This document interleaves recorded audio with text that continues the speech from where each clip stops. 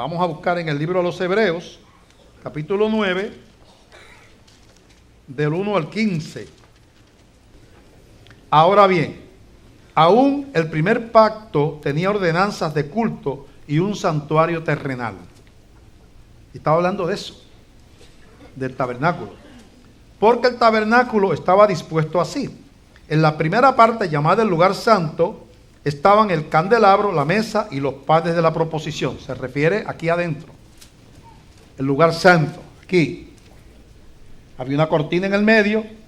De aquí, la cortina para aquí es el lugar santo. Esto se llama el atrio, o el patio exterior, el atrio. Y por supuesto la tribu de Israel, que estaban alrededor del tabernáculo. Eso representa en el desierto de Israel, ¿verdad? Donde fue que se estableció eso. Ok. Tras el segundo velo, o sea, donde está la llama, estaba la parte del tabernáculo llamada el lugar santísimo, el cual tenía un incensario de oro y el arca del pacto cubierta de oro por todas partes, en la que estaba una urna de oro que contenía el maná, la vara de Aarón que reverdeció y las tablas del pacto, las tablas de la ley. Y sobre ella, sobre ese lugar donde estaba esa arca, que era como una caja, ¿verdad? Estaban los querubines de gloria que cubrían el propiciatorio, de las cuales cosas no se puede ahora hablar en detalle. Habían dos ángeles así de oro, con las alas hacia el frente, ¿verdad?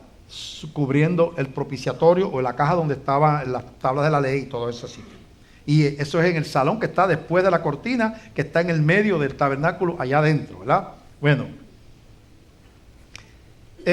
Y así dispuestas estas cosas, en la primera parte del tabernáculo, o sea, en el lugar santo, entran los sacerdotes continuamente para cumplir los oficios del culto. Pero en la segunda parte, o sea, en el lugar santísimo donde está la llama, solo el sumo sacerdote, una vez al año, no sin sangre, la cual ofrece por sí mismo y por los pecados de ignorancia del pueblo. Entonces habían un solo día al año, pero dos sacrificios. Primero él hacía un sacrificio por él, de un becerro, y por los suyos, los sacerdotes, familia, la familia sacerdotal. Y después hacía un sacrificio de un cordero, un carnero, un cordero macho, por los pecados del pueblo, ¿verdad? Dos sacrificios, un solo día. Entonces, dando al Espíritu a entender con esto, ¿qué significaba ese sacrificio de sangre? Que no se había manifestado el camino al lugar santísimo, entre tanto que la primera parte del tabernáculo estuviese en pie. Mientras estuviese ese velo en el medio, no se había manifestado el camino, no se podía entrar al lugar santísimo, excepto ese día, porque pues ese velo representaba se llama el velo de separación. ¿Ok? Se llama el velo de separación. No se podía entrar porque pecadores, el pecado nos impedía pasar por ahí, ese velo, el velo de separación, ¿verdad? Entonces, lo cual es símbolo para el tiempo presente, según el cual se presentan ofrendas y sacrificios que no pueden hacer perfecto en cuanto a la conciencia al que practique ese culto. Para el tiempo que se escribió Hebreos todavía habían sacrificios y esas cosas. Ya que consiste solo de comidas y bebidas de diversas abluciones y ordenanzas acerca de la carne, impuestas hasta el tiempo de reformar las cosas, hasta el tiempo de venir Cristo. Pero estando ya presente Cristo, sumo sacerdote de los bienes venideros, por el más amplio y más perfecto tabernáculo, no hecho de mano, es decir, no de esta creación, y no por la sangre de machos cabríos ni de becerros, sino por su propia sangre, entró una vez y para siempre en el lugar santísimo, habiendo obtenido eterna redención. Porque si la sangre de los toros y de los machos cabríos y las cenizas de la becerra, rociadas a los inmundos, santifican para la purificación de la carne, cuánto más la sangre de Cristo, el cual mediante el Espíritu eterno se ofreció a sí mismo sin mancha a Dios, limpiará vuestras conciencias de obras muertas para que sirváis al Dios vivo. Así que por eso Jesús es mediador de un nuevo pacto, para que interviniendo muerte para la remisión de las transgresiones o de los pecados que había bajo el primer pacto, los llamados reciban la promesa de la herencia eterna. Padre, te damos gracias por esta palabra. Gracias, necesitamos mucha dirección, que nos abras el corazón, el entendimiento. Es un pasaje lleno de simbolismos Señor, y pedimos tu intervención, Señor, tanto en el que predica como en el que escucha, Señor, para que podamos entender las grandes verdades que están encerradas en estos pasajes. En tus manos nos ponemos, Señor, en el nombre de Jesús. Amén, amén.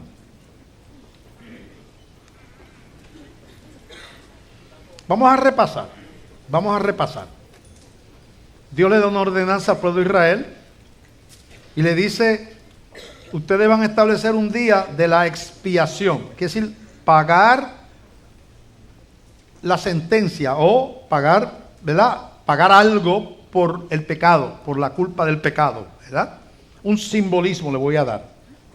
Y en ese lo que van a hacer es que van a sacrificar los animales, 2 animales, uno para un becerro para el sacerdote, porque ellos eran pecadores también, y la familia sacerdotal, y pedía perdón allá, entraba allá con la sangre, sin sangre no podía entrar, hubiera caído muerto, porque la sangre es lo que le abría, simbólicamente, lo que permitía que un hombre pecador cruzara eso, era la sangre, ¿verdad? La sangre.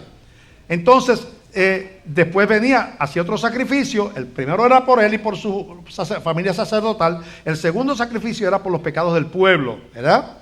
Y entonces hacía lo mismo y derramaba la sangre del propiciatorio y pedía perdón por los pecados, ¿verdad? Y entonces esa era la ceremonia. Eso implicaba era una profecía, era un simbolismo, era sombra de lo que había de venir, porque inmediatamente ata esto con Cristo. Y dice, no, de cuando vino Cristo, se cumplió el simbolismo. El Cordero de Dios verdadero, que aquellos eran animales que no podían quitar el pecado, pero Dios envió un Cordero, a Jesucristo, a pagar y a derramar su sangre.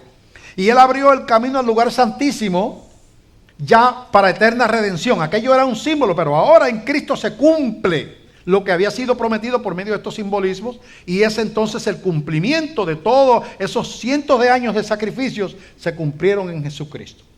Así que habían aquí diferentes niveles de participación. Estaban los pueblos paganos de afuera que vivían en todas esas montañas y valles que había detrás del desierto y por allá, ¿verdad? Que ni siquiera conocían de Jehová ni de Dios, ni tenían profetas, ¿verdad? Tenían sus religiones paganas.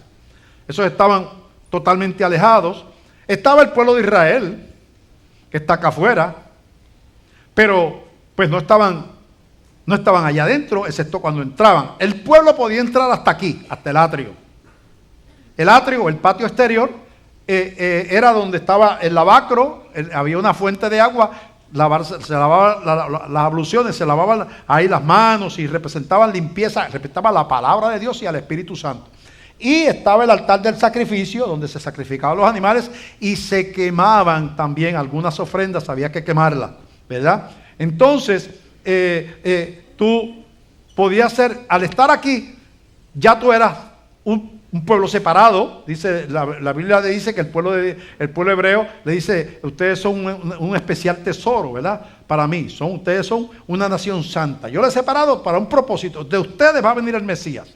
En Abraham, que ellos son descendientes de Abraham, serán benditas todas las naciones. Está hablando de Jesús. No dijo serán benditos los hebreos, serán benditas todas las naciones de la tierra. Quiere decir que Dios le estaba diciendo a Abraham que a través de su descendencia, el que iba a venir iba a cruzar la frontera de la nacional al mundo entero. No se iba a quedar entre los hebreos nada más, la bendición, ¿verdad? Y Cristo pues vino a redimir a los que se habían perdido, hebreos y no hebreos. Entonces, ya esto era algo, pero todavía estás acá. Si tú llegabas aquí, bueno, pues eras un hebreo que estaba ya en el atrio, el honor de estar ahí, ¿verdad? Adorando a Dios en el atrio. No podías pasar aquí, al lugar santo, a menos que fuera sacerdote. El sacerdote que llegaba ahí, los sacerdotes que eran muchos, que no era, ¿verdad? Había un sumo sacerdote, uno nada más, sumo sacerdote, pero habían otros que no eran sumo sacerdotes.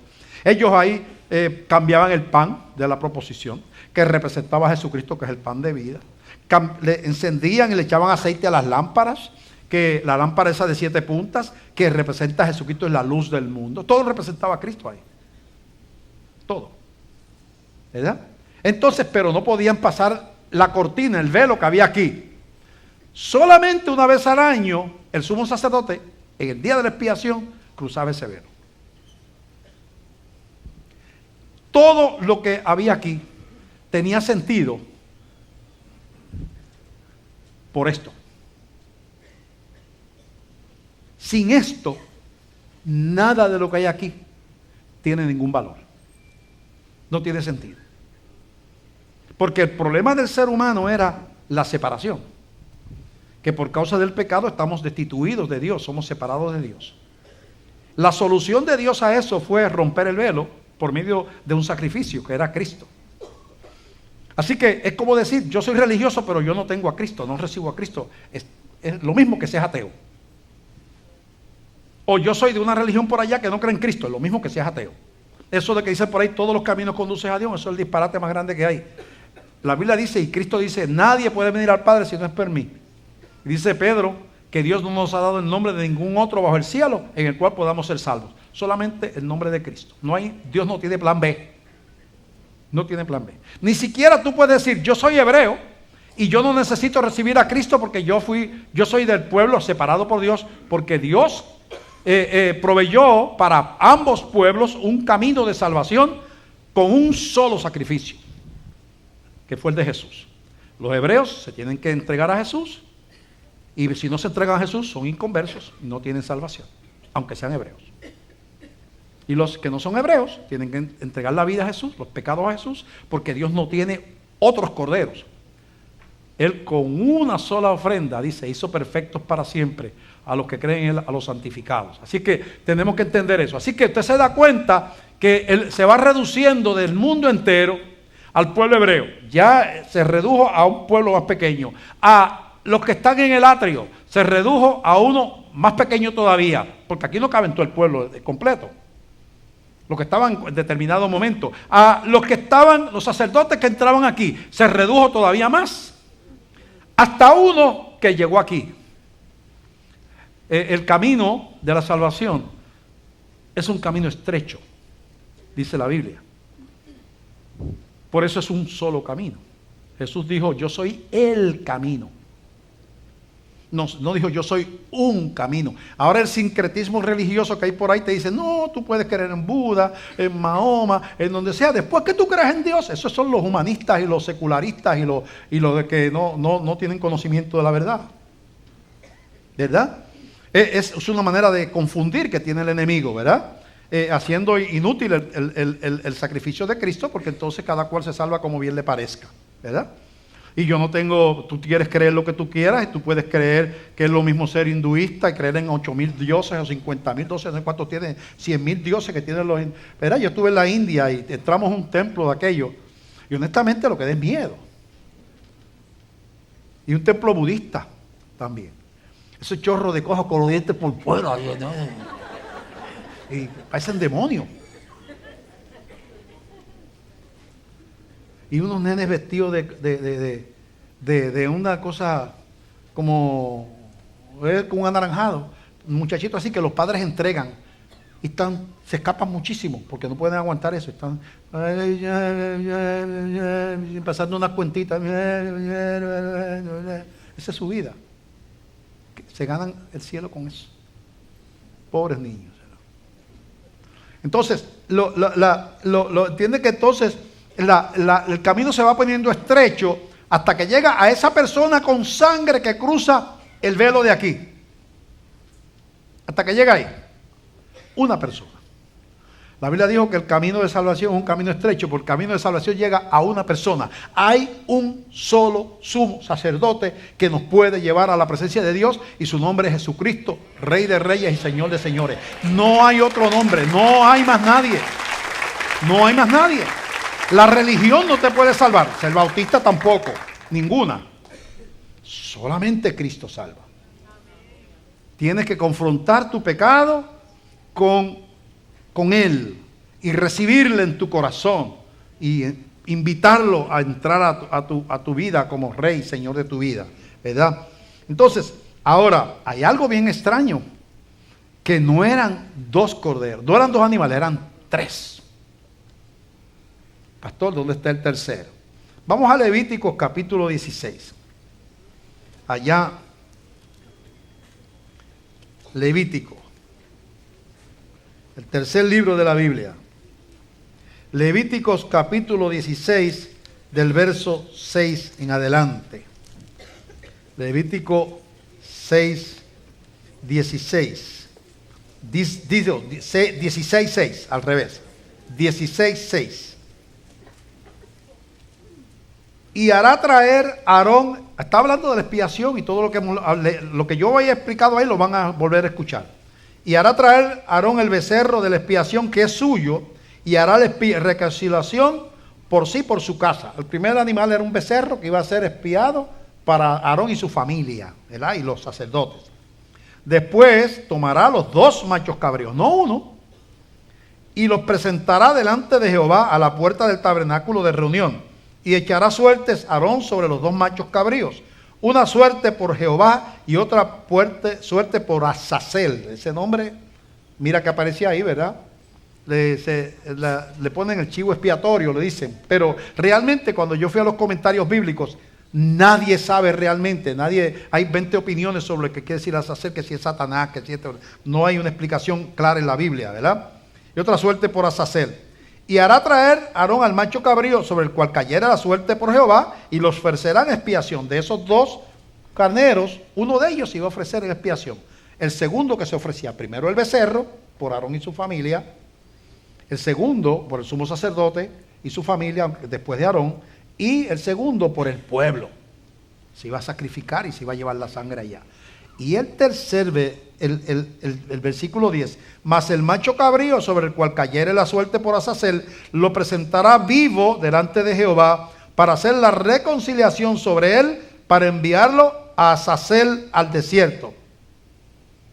Así que quiere decir con esto que ese tercer animal no iba a morir, sino que se iban a orar, poner los pecados sobre él, como dice, y se iba a enviar vivo al desierto. Se abandonaba por allá, ¿verdad? Después vamos a hablar del simbolismo de estas cosas. ¿Qué queremos decir? Ahora, todo tiene que ver con el lugar santísimo. Todo tiene que ver con que había un velo de separación. Esto es bien importante. Este velo que hay aquí, que había aquí, era bien importante porque tenía un simbolismo que si usted no lo entiende, posiblemente ni se va a entregar a Cristo o no entiende lo que costó su salvación. La muerte del Hijo de Dios, porque este velo, esta cortina que había aquí, que no dejaba pasar a nadie excepto ese día con sangre, ese velo representaba que ningún ser humano podía tener acceso a Dios. Como dice la Biblia, por cuanto todos pecaron, todos están destituidos de la gloria de Dios. Dice la Biblia que justo no hay ni uno solo, ni un ser humano podía llegar a la gloria de Dios, porque todos somos pecadores. Es una condición, inclusive la Biblia dice que por la muerte entró por un hombre desde el principio, y por ese hombre pasó a todos los seres humanos, a todos los hombres. Así que usted, para ser pecador, lo único que tiene que hacer es ser humano. No repase que si pecó ayer, la semana pasada, o el mes pasado, o esta mañana. Usted es ser humano, usted es pecador. Lo dice la Biblia. Inclusive la Biblia es tan severa con relación a esto que dice que el que dice que no tiene pecado, le dice mentiroso a Dios. Primero que es mentiroso, pero después dice, hace a Dios mentiroso. Así que vamos a quitar de la interrogación la pregunta si usted es pecador o no es pecador, porque la Biblia dice, yo sé que todos nosotros somos pecadores y somos imperfectos, y que entonces todos nos tropezábamos con ese velo. Yo quiero llegar acá, yo quiero tener comunión con Dios, yo quiero ser salvo, yo tengo vida eterna, pero cuando llegaba me tropezaba con un imposible. No se puede pasar para allá. Si te metes allá, caes muerto instantáneamente. Se le daba permiso al sacerdote una vez al año, pero tenía que llevar sangre, porque estaba representando que esa imposibilidad se iba a romper con un sacrificio, no de un animal, sino de una persona que iba a venir a pagar el precio de nuestra culpa. Así que todo eso es simbólico de lo que hizo Cristo en la cruz del Calvario, ¿verdad? Por eso usted ve pasajes como tales como, vamos a Juan capítulo 3 del Evangelio de Juan, del verso 1 en adelante. como que dice de la siguiente manera, conocemos ese pasaje de Jesús y Nicodemo, un hombre principal entre los judíos, que habla con Jesús y le dice, tiene esta conversación con él. Había un hombre de los fariseos, que es una secta religiosa muy estricta, que se llamaba Nicodemo, un principal entre los judíos. Es decir, que es un principal, quizás un hombre miembro del Sanedrín, un sacerdote, un rabí, un maestro, alguien que conocía, que creía en el Dios verdadero, Jehová, que practicaba la religión con mucha dedicación, que daba diezmo, que iba al templo los días que tenía que ir, que era un hombre recto, que era un hombre que pagaba, que guardaba el sábado como ellos guardaban los hebreos, que hacía todo lo que él entendía que era correcto hacer. Era un hombre cumplidor, un principal entre los judíos, ¿verdad? Y ese hombre viene a Jesús de noche. ¿Por qué viene de noche? Porque los fariseos no soportaban a Cristo, eran enemigos de él, estaban combatiéndolos, y ir de día delante de los demás no le convenía a Nicodemo. Eventualmente Nicodemo se convierte en discípulo de Cristo, pero todavía no era eso. Y viene de noche y le dice a Jesús, Rabí, que quiere decir maestro, sabemos que has venido de Dios como maestro, porque nadie puede hacer estas señales que tú haces si no está Dios con él. Este hombre se pone a observar a Jesús y empieza a notar que los ciegos ven, que los paralíticos caminan, que los mudos hablan, que los endemoniados son libertados. Y parece que él se iba, y a lo mejor escondidito por acá, y veía a Jesús sanando y limpiando, y esto y lo otro. Y entonces él dice, no, pero espérate, este hombre, este no es un farsante. Nadie puede hacer esas cosas si Dios no está con él. Y él va y se lo dice a Jesús. O sea que él reconoce a Cristo como alguien que viene de Dios. Pero Jesucristo le quiere decir a Nicodemo, mira, ni lo que tú crees de mí, ni tu religión te salva. Te falta una experiencia. El velo tiene que ser roto para ti. Y entonces le dice, respondió Jesús y le dijo, de cierto te digo, que el que no naciere de nuevo, no puede ver el reino de Dios. Nicodemo cree que él está hablando de volver a nacer de la mamá, como nació, y dice, Señor, pero tengo que meterme en la vajiga de mi mamá otra vez. Eso está más adelante, el versículo 4. ¿Cómo puede un hombre nacer siendo viejo? ¿Puede acaso entrar por segunda vez en el vientre de su madre y nacer? Respondió Jesús, de cierto te digo que el que no naciere del agua y del espíritu. Dice, Nicodemo, ya tú naciste de la carne de tu mamá, no es ese nacimiento que yo estoy hablando, pero tú estás muerto espiritualmente. Y tienes que tener un nacimiento espiritual. Entonces, Nicodemo tiene esa conversación y Jesús le dice de qué es lo que está hablando. Y en el versículo 14 y 15 le aclara, dice, como Moisés levantó la serpiente en el desierto, así es necesario que el Hijo del Hombre sea levantado. Está hablando del Cristo que muere y resucita. Es un evento del Antiguo Testamento donde las serpientes venenosas mordían al pueblo de Israel y Dios le dice simbólicamente, le pone un asta, quizás una cruz, ¿verdad? Y una serpiente de bronce, y el que mire la serpiente de bronce, acuérdate que la serpiente es símbolo de Satanás. Tiene que ver con pecado. Al que mire la serpiente de bronce, se sana. Después se pusieron a adorar a la serpiente y Dios dijo que la destruyeran, porque era una enseñanza, no era que estaba levantando un ídolo, Dios. Bueno, entonces Jesús le dice, así como Moisés levantó la serpiente en el desierto, así es necesario que el Hijo del Hombre sea levantado, para que todo aquel que en él cree no se pierda, mas tenga vida eterna. Porque de tal manera amó Dios al mundo que ha dado a su Hijo unigénito, para que todo aquel que en él cree, no se pierda, mas tenga vida eterna. Porque no envió Dios a su Hijo al mundo para condenar al mundo, sino para que el mundo sea salvo por él. Lo que está diciendo Dios, yo estoy aportando un cordero, pero no de la tierra, no un animal. Yo estoy poniendo un cordero del cielo al Hijo de Dios, para que sea muerto y resucite, se levante, sea levantado en una cruz, como fue levantada la serpiente aquella en el Antiguo Testamento. Para que el que mire a Jesús, el que mire a ese Jesús que yo voy a levantar en aquella cruz, sea sanado del pecado, sea perdonado. Nicodemo, tienes que experimentar un nuevo nacimiento espiritual. Tu religión judía no te da para salvarte. Ese no era el plan de Dios. Les di una religión y les di una cosa para manejar al pueblo y para llevarlo por el camino, para llevarlos a conocer al que venía, para que descubrieran, dice la Biblia, que la ley fue dada para llevarnos a Cristo, la ley, los mandamientos, para que descubriéramos que no los podemos cumplir totalmente. Los mandamientos nos deben de quitar el orgullo y hacernos entender que necesitamos un redentor, alguien que cruce ese lugar, ese velo de separación y entonces pueda perdonar mis pecados, pueda salvar mi alma. Y entonces esa es la enseñanza que le está dando Jesús a Nicodemo. Pero hay algo bien interesante que está en Mateo 27, dando para atrás a Mateo 27 del verso 46 en adelante. Mateo 27, verso 46, está hablando de la muerte de Jesucristo. Son los últimos minutos de Jesús. Y mira lo que acontece. Mira, es que es bueno que tú ates estos eventos, porque todos tienen sentido, es parte de un todo. Dice aquí, Mateo 27, 46, dice, cerca de la hora novena, por cierto, que son las 3 de la tarde, exactamente cuando estaban matando el cordero los hebreos en la Pascua, que estaban celebrando ese día. Jesús murió el día de la Pascua a las 3 de la tarde.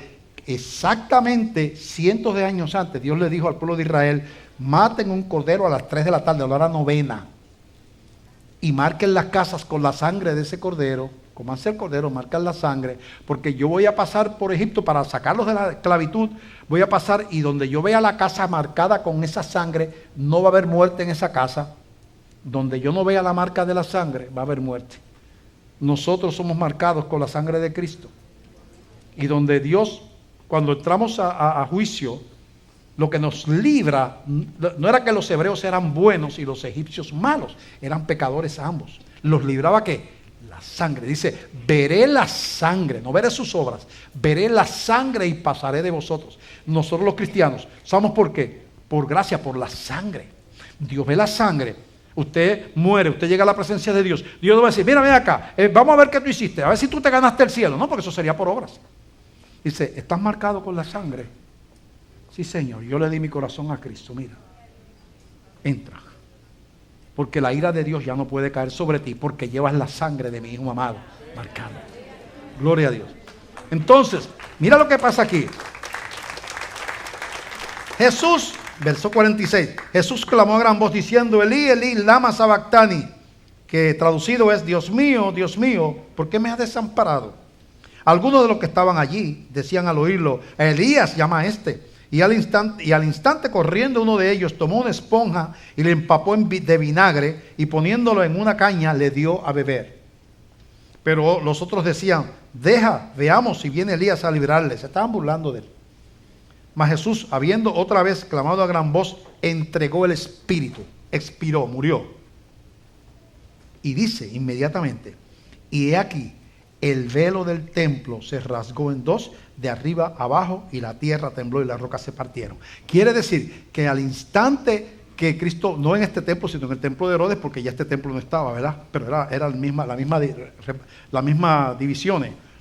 El velo que representaba separación, imposibilidad de que un hombre pecador tuviera comunión con un Dios santo, cuando Cristo muere, se rompe de arriba para abajo, se abre. Quiere decir que ahora había un camino abierto. Y se rompe de arriba hacia abajo, dice ahí. Queriendo decir que lo rasgó Dios. Porque ese velo alto que quizás llegaba allá arriba, si un hombre lo va a romper, lo va a rasgar, pues toma el ruedo y para arriba. A menos que subiera una escalera y subiera ya para romperlo de arriba para abajo. Pero se rompió instantáneamente. ¿Cómo? De arriba para abajo. ¿Quién lo rompió? El de arriba. ¿Por qué se rompió? Porque la paga del pecado había llegado con la muerte de Jesucristo. La demanda de Dios de que un sacrificio santo, un cordero perfecto fuera sacrificado, se había cumplido. La sangre que había sido anunciada simbólicamente por todos esos animales, esos sacrificios, a todos los años, se había derramado de ahora, de una vez y para siempre. Romanos 6, del 1 en adelante, dice así. Mira a ver si lo que estamos diciendo, cómo lo ligamos con todo esto y cómo entonces vemos al cristianismo, vemos lo que es ese nuevo nacimiento que le hablaba el Señor a Nicodemo. Romanos 6, del 1 en adelante, dice, escribiendo el apóstol Pablo, dice, ¿qué pues diremos? ¿Perseveraremos en el pecado para que la gracia abunde? En ninguna manera. Porque los que hemos muerto al pecado, ¿cómo viviremos aún en él? ¿O no sabéis, escucha eso, que todos los que hemos sido bautizados en Cristo Jesús, hemos sido bautizados en su muerte o en la semejanza de su muerte? Porque somos sepultados. Por eso que el bautismo es por inmersión, porque imita un entierro, el entierro de Cristo, en otras palabras. Tú estás imitando el entierro de Cristo. Cristo va con los pecados, lleno de pecados a la cruz, los tuyos y los míos, no los de él. Entonces muere, va a la tumba y se levanta. Cuando tú le entregas tu vida a Cristo, tú estás muriendo y estás naciendo una vida nueva. Se está simbolizando una muerte y un nacimiento. Eso es lo que es el bautismo. Eso es lo que está diciendo aquí. Dice, y seguimos leyendo, porque somos sepultados juntamente con él para muerte por el bautismo, a fin de que como Cristo resucitó de los muertos, por la gloria del Padre, así también nosotros andemos en vida nueva. Porque si fuimos plantados, como cuando usted entierra una semilla, juntamente con él en la semejanza de su muerte, imitando su muerte, eso es el bautismo, también lo seremos en la de su resurrección. Sabiendo esto, que nuestro viejo hombre fue crucificado juntamente con él para que el cuerpo del pecado sea destruido, a fin de que no sirvamos más al pecado. Porque el que ha muerto ha sido justificado del pecado, y si morimos con Cristo, creemos que también viviremos con él, sabiendo que Cristo, habiendo resucitado de los muertos, ya no muere. La muerte no se enseñorea más de él, porque en cuanto murió, al pecado murió una vez por todas, mas en cuanto vive, para Dios vive. Así también vosotros, consideraos muertos al pecado, pero vivos, resucitados, una vida resucitada para Dios, en Cristo Jesús, Señor nuestro. No reine pues el pecado en vuestro cuerpo mortal, de modo que lo obedezcáis en sus concupiscencias, ni tampoco presentéis vuestros miembros al pecado como instrumentos de iniquidad, sino presentaos vosotros mismos a Dios como vivos entre los muertos, y vuestros miembros a Dios como instrumentos de justicia. Porque el pecado no se enseñoreará de vosotros, pues no estáis bajo la ley, sino bajo la gracia. Así que todo esto del Antiguo Testamento se cumple en una cruz y en una resurrección. Se le abre a usted y a mí el camino al lugar santísimo. Dice en Hebreos, ahí también, que nosotros podemos entrar confiadamente al lugar santísimo, pero allá en la gloria, en la eterna, por medio de la sangre de Cristo. Que usted y yo tenemos como cristianos lo que no tuvieron los profetas, porque Cristo no había muerto todavía. Ellos anunciaban al que había de venir. Nosotros estamos fundados sobre el que ya vino. Así que nosotros tenemos una posición más privilegiada que David, que Elías, que Zacarías, que Jeremías. Porque, ¿verdad? Ellos no había venido el que podía romper, tenían que estar cumpliendo los sacrificios todos los años, anunciando y anunciando todos los años, porque dice aquí que no eran eficaces, eran sombras, era un rito. El cumplimiento fue Jesús. Entonces, si entendemos esa parte, ahora venimos a la segunda parte. Falta un cordero, que no hemos hablado de él, Azazel. Algo quedaba vivo. Mataban al becerro por los sacerdotes sumos y la familia y los sacerdotes. Mataban el cordero por el pueblo, pero dejaban uno vivo, ponían los pecados sobre él y lo mandaban al desierto. Yo busqué información y me encontré con que en cada comentario que leía había una opinión diferente de lo que es Azazel. Lo que quiere decir que no saben los comentaristas qué es. En la Biblia no dice que es Azazel. Pero Yo tengo una interpretación. Ustedes la examinan, la evalúan, no tienen que coincidir conmigo. Cuando algo no es dogmático, yo no soy dogmático tampoco, ¿verdad? Así es que yo se la voy a exponer, ¿verdad?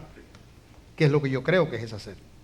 Algo queda vivo. Yo le llamo a este Azazel lo que queda vivo, la última frontera, el último velo que tiene que caer. Cayó, pasamos el velo de acá, pasamos el velo de acá, pasamos el velo de acá y pasamos el velo de acá. Con Cristo quitamos el velo del medio y ahora nosotros llegamos a la presencia de Dios por medio de Cristo. Ya no hay velo. Si usted le entrega, cuando usted le entrega su vida a Cristo, usted ya es un hijo de Dios, el Espíritu Santo viene a morar a usted, cosa que no pasaba en los profetas. El Espíritu era soplado por los profetas, pero no moraba en ellos como mora en los cristianos. Y entonces, y hasta ahí llegamos. Pero ¿y Azazel? Mira lo que yo pienso. Algo queda vivo. Cuando usted y yo nos convertimos al Señor, tenemos una posición y la obra de Cristo es perfecta y completa. Dice que con una sola ofrenda hizo perfectos para siempre a los santificados. Dice que yo le doy eterna redención, dice Jesús. Yo le doy vida y no perecerán jamás. Habla de vida eterna, ¿verdad? Entonces habla de que cuando usted sinceramente le entrega sus pecados a Jesús y le entrega su vida a Cristo, usted pasa de muerte a vida, ¿verdad? Pero algo se queda vivo. Usted y yo no quisiéramos que eso se quedara vivo.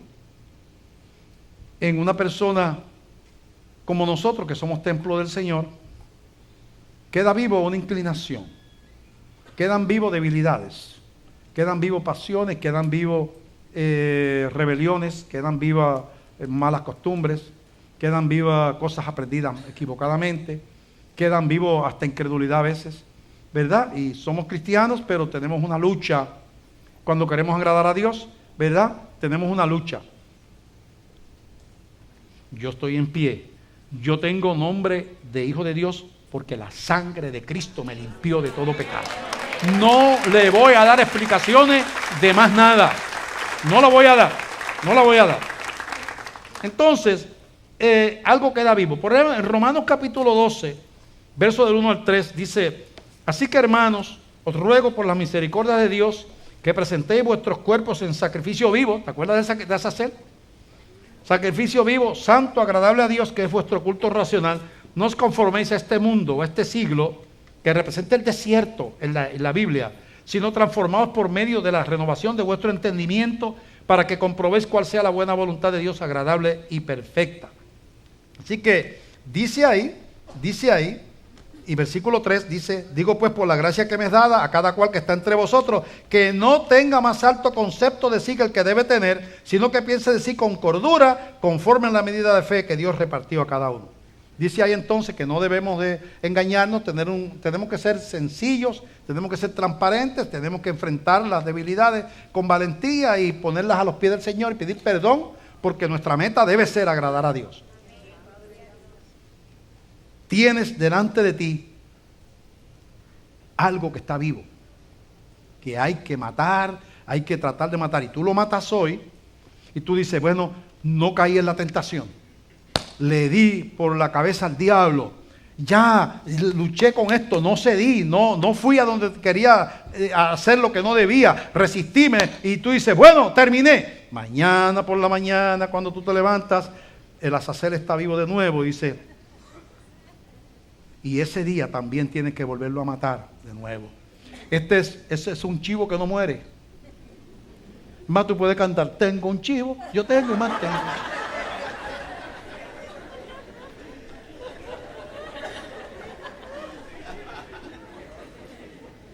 Ese chivo no muere.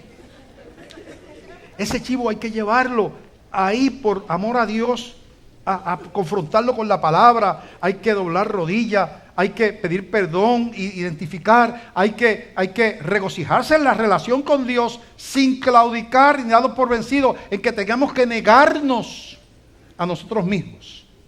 Y eso no estamos hablando de salvación, porque ya los corderos fueron sacrificados. Ya el cordero fue sacrificado. Azazel no tiene nada que ver con salvación. Tiene que ver con caminar por el desierto. En la vida, el desierto, los israelitas estaban en el desierto representando tipológicamente la transición de la esclavitud a la tierra prometida. Nosotros estamos en el desierto representando la transición de la vida, que es el desierto, el valle de sombra de muerte, pero como hijos de Dios somos pueblo escogido, somos real sacerdocio, nación santa, pero estamos en el desierto, camino a la tierra prometida celestial. Pero el desierto está ahí. Y Azazel no murió. Cuando murieron, lo que tenía que ver con la salvación. Es el último velo que nos toca conquistar. No es un velo del templo, es el velo de nuestro propio corazón. Es la rebelión interna, es conquistarnos a nosotros mismos, es negarnos el derecho a hacer lo que queremos independientemente de la voluntad de Dios. Es algo que requiere revelación, requiere ayuda, por eso lo tengo que hacer con la ayuda del Espíritu Santo, porque en la carne no se puede hacer. Requiere humildad, dependencia, comunión con Dios, mucha palabra y mucho amor al Señor. Es el último velo que hay que vencer, la última frontera. Dice Romanos 7, del 15 al 25, hablando un apóstol. Un apóstol escribe en Romanos 7, 15, y dice así: mira, porque lo que hago, escribe el apóstol Pablo, no lo entiendo, pues no hago lo que quiero, sino lo que aborrezco, eso hago. Y si lo que no quiero, esto hago, apruebo que la ley es buena, de manera que ya no soy yo quien hace aquello, sino el pecado que mora en mí. Y yo sé que en mí, esto es en mi carne, no mora el bien, porque el querer el bien está en mí. Yo amo al Señor, yo quiero hacer lo bueno, pero no el hacerlo, porque no hago el bien que quiero, sino el mal que no quiero, eso hago. Y si hago lo que no quiero, ya no lo hago yo, sino el pecado que mora en mí. Así que queriendo yo hacer el bien, hallo esta ley, que el mal está en mí. Azazel no se acaba de morir, porque según el hombre interior me deleito en la ley de Dios, pero veo otra ley en mis miembros que se revela contra la ley de mi mente y que me lleva cautivo a la ley del pecado que está en mis miembros.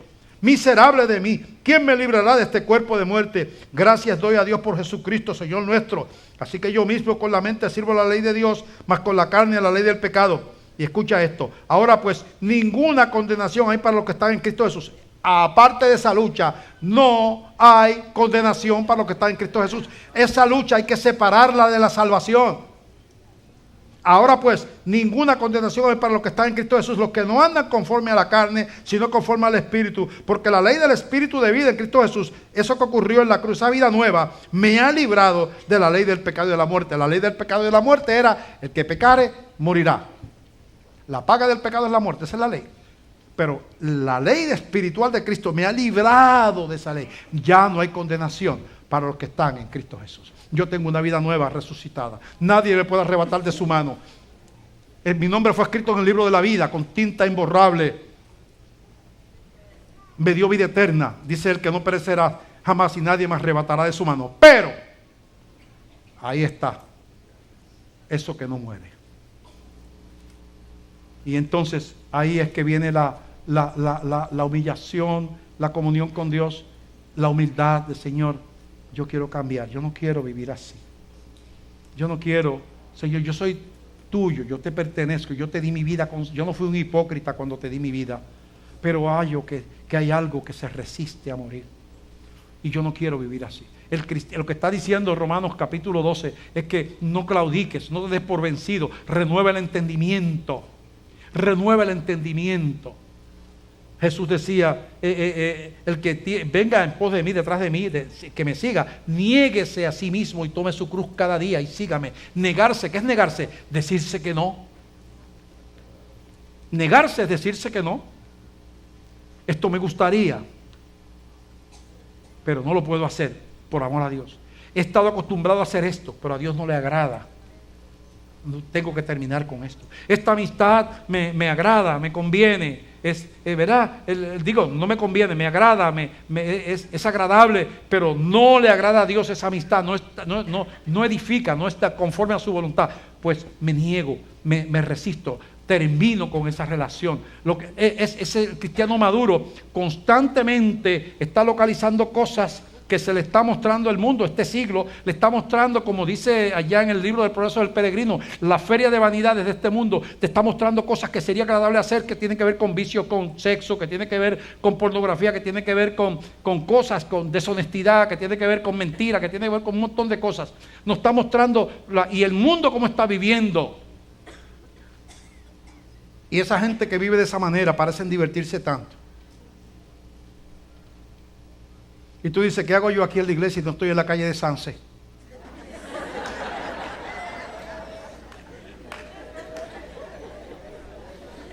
Pues Sanse acabó, nos vamos para allá.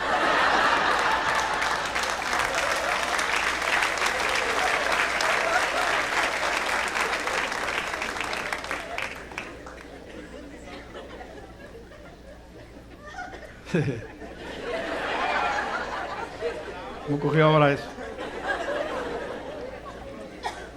Entonces, ahí es, ese último velo, ya tú cruzas, si tú le diste tu vida a Cristo, ya el Cordero fue sacrificado, Cristo murió de una vez y para siempre, tú lo hiciste de sinceridad, tú tienes un nombre nuevo y eres hijo de Dios, pero algo queda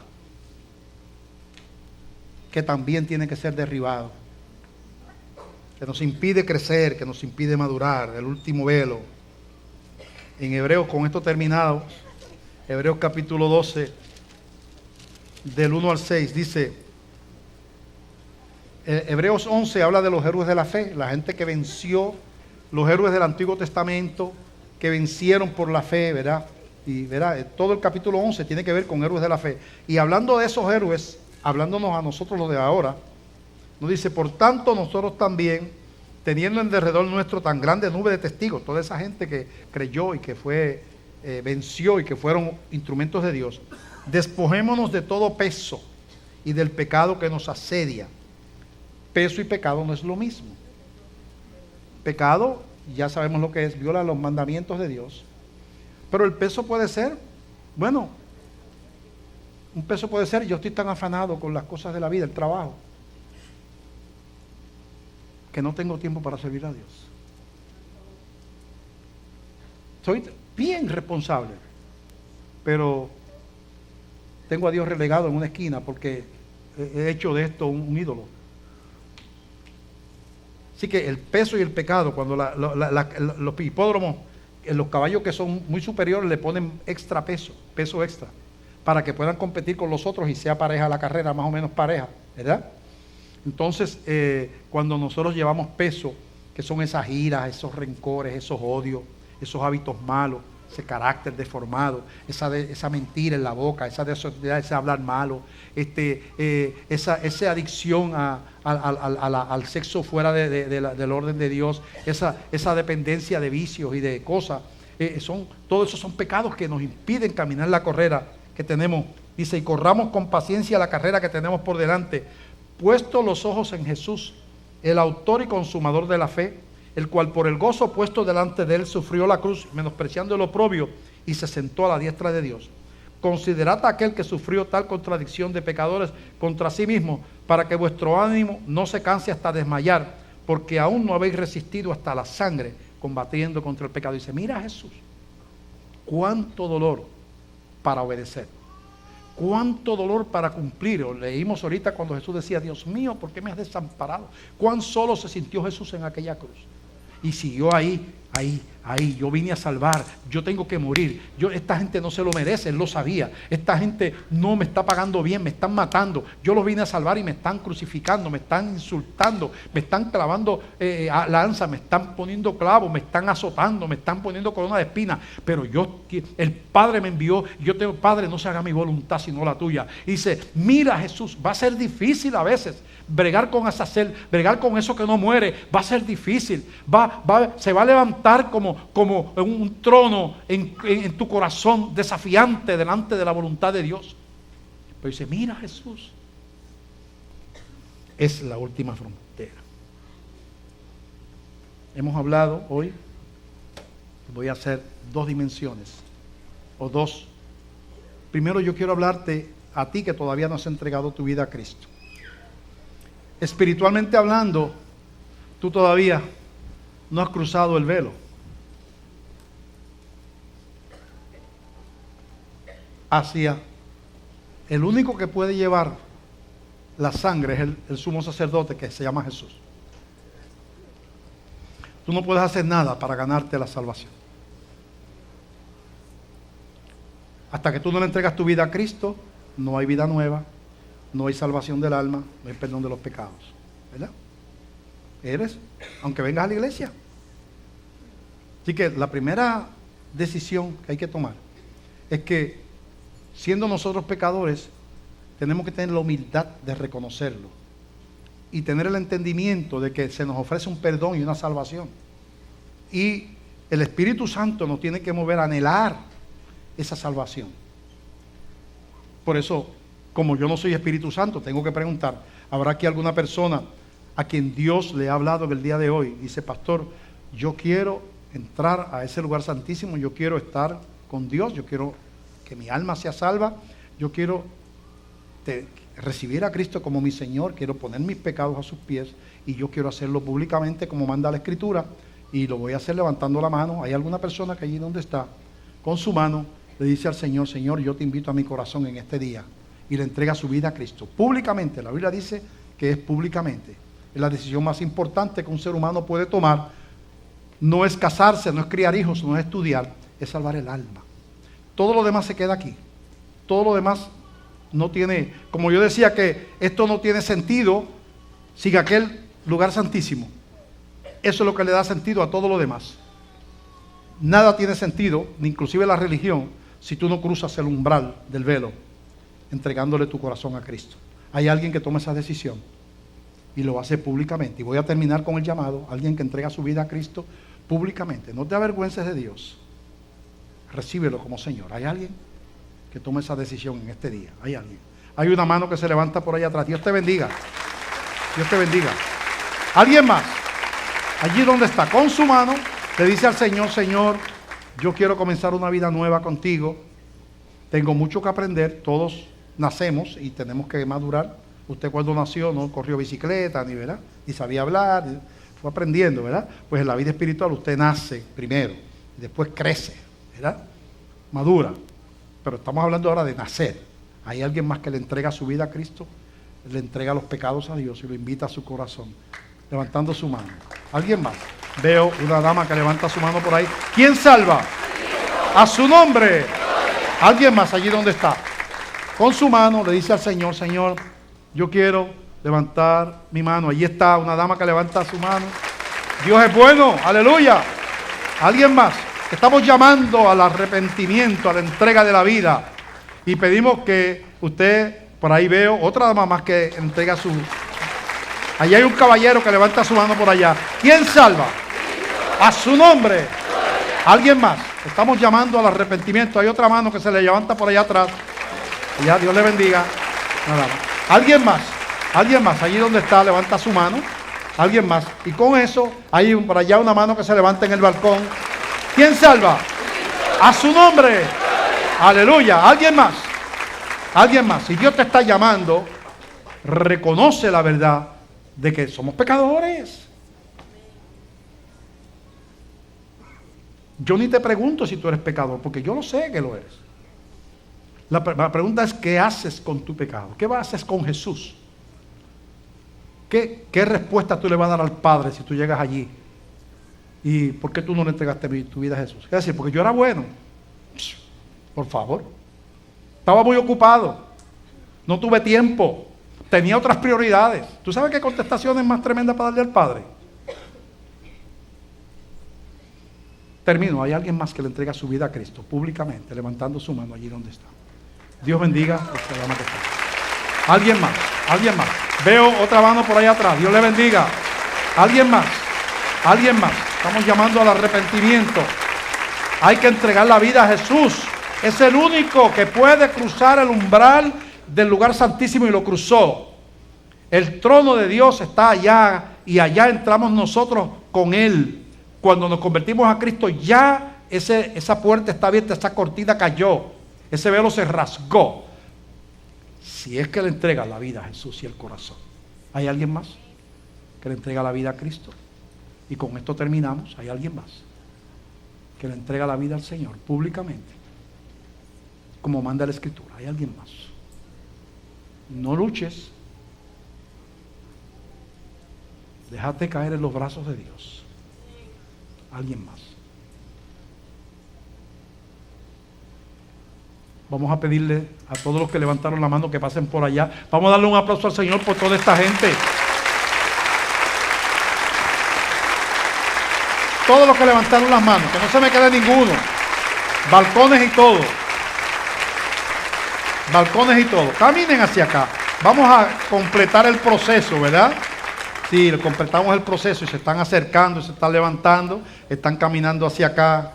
Qué bueno, ¿verdad? Qué bueno. Mira para allá. Mira cómo vienen llegando. Mira cómo vienen caminando. ¿Quién salva? Nos salvamos. Nosotros no nos predicamos a nosotros mismos. No nos predicamos a nosotros mismos. Predicamos a Cristo. No venga aquí a buscar no venga aquí detrás del pastor Pereira, por favor.